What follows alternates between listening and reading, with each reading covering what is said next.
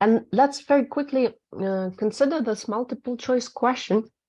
Can I tackle it actually, Olga, if you don't mind? Yeah. Yes, please. Yeah, so it's typical of what you will have for the SQE1. It's extracted from the website, and obviously you don't have much time when it comes to answering those questions. So I think some people may have made some calculations, and it's 1 minute 40 or something like that per question. But sometimes it's much quicker because you know the answer straight away. Sometimes it's a bit longer.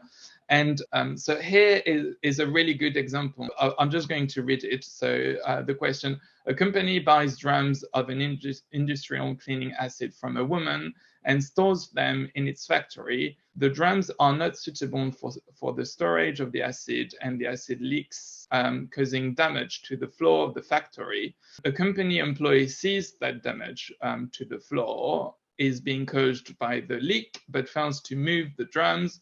The drums could have been moved at no cost to the company. The company claims £5,000, which is the cost of the repair to the floor. The woman refuses to pay that amount, arguing the damages payable should be lower. So what I would recommend here, when you have a question like this during the exam, don't look at the answers. Don't look at the answers because they are going to confuse you. If you know the answer already, try and work out what the answer is, and then you look at the answers. Because if you start looking straight at the answers, that's when you get confused. Because for me, at first, when I saw that, I immediately thought, oh well, it's a matter of a mitigation. The employee should have prevented the damage to continue.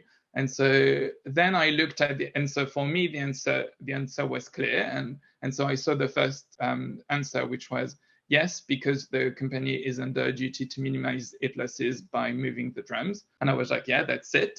And then I looked at all the rest, and I thought, oh gosh, if I hadn't known the answer at first, I would have been really confused by all the other answers. So it's just a tip kind of technique for the exam.